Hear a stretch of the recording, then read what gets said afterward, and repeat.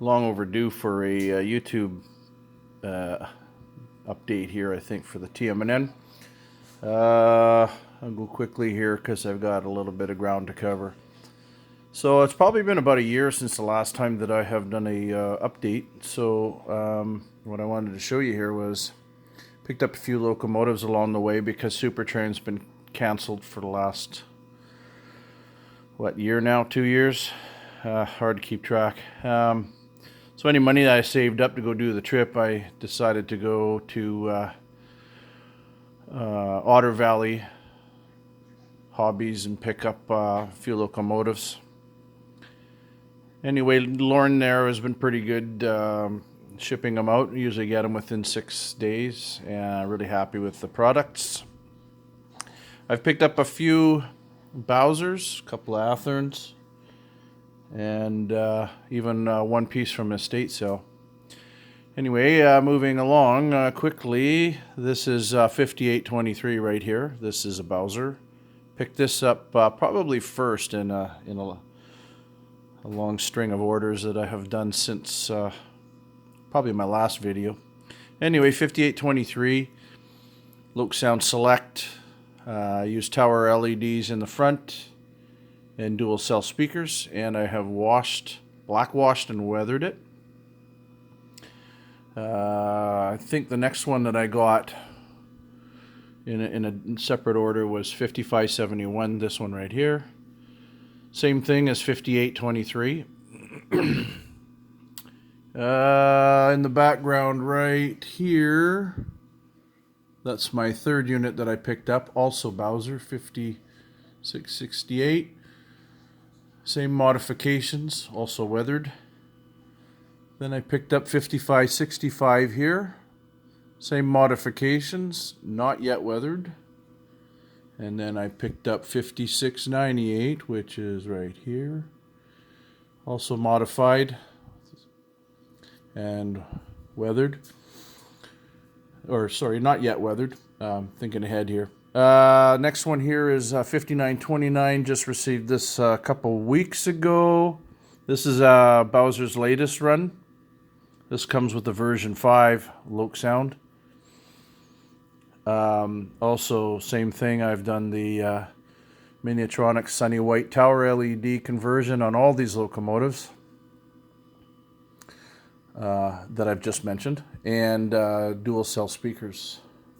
This little guy right here, 8670, I picked up an estate sale through Otter Valley, and it has a decoder buddy installed and dual cell speakers and tower LEDs, weathered. 3073 you see right here, and 3079 you see right here, and the butt end here of 3074. All three of those are Athern non-sound Athern Genesis Jeep 38-2s, which I've added decoder buddies and Loc Sound version 5, and then program sound files. I left the stock LEDs, which turned out to work really good with the 1K ohm resistors on Nick's Train's decoder buddies. Used a few of them. I'm quite happy with that product. Highly recommend it when you've got to do some rewiring and decoder installs. Nice and clean.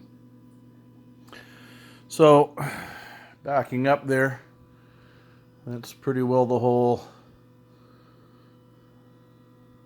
CP fleet here. Yeah, I know, there's a few here. Up on the top track there, I've just got the coal train sitting. I don't have any locomotives connected to it right now. Just storing it there.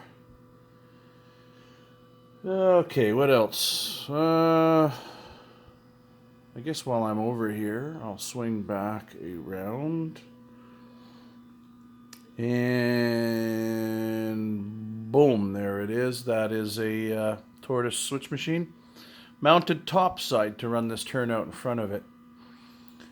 The reason being is I have no room underneath the layout because of this leg that's right here. So, that said, I made a little block of wood that was able to contain it.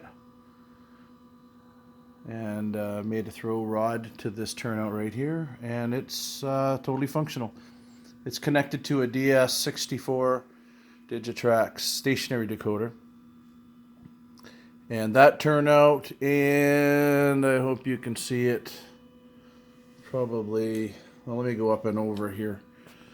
And that turnout right there share the same program on the DS64. So when I hit switch 1,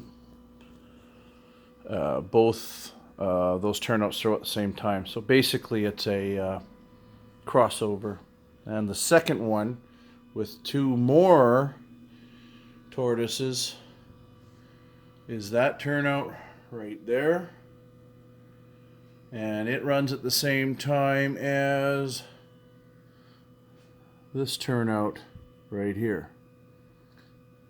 I just got to clean it up a little bit, but that's also a crossover, if you will. And that's called switch 2. So when I hit switch 2 to thrown or close, they both run at the same time. Alrighty, let me move down the line here. I'm a bit of a collector also of the die-cast miniatures and the Northcott.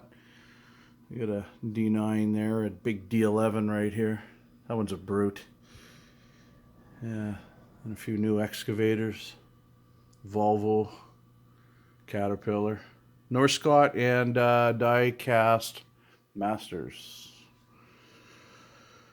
Oh, I'm trying to remember what I didn't or did not or did buy in the last year. Got a couple of these Catalyst cars a few years ago. I've done some weathering on them. And this SRY from Athern. Southern Railway runs just out of Vancouver, British Columbia. There's my generator car that I built. This has a sound car in it. And it provides power for these 2 cars that have the chiller units on it. I'm thinking, taking an overview here, I'm thinking that's probably about it right now for this update. Loving my proto throttle. I do a lot of switching with that unit. Here's the DS64 setup switch 2 in the closed position. And if you look over here, she's closed to run through on the upper track. To go through in the diverging route, I hit the thrown, and it's thrown where it says T, and it's also thrown.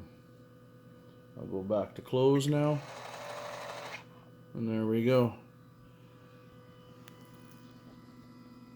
Closed, closed. So I have 2 set up like that. It's kind of nice to run on. I have 2 main lines, so I can use the lower one, or I can run trains up through the one that takes you up onto the where the coal cars are parked.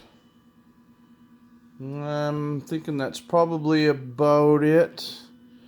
I've got a couple of PWS cars in the background.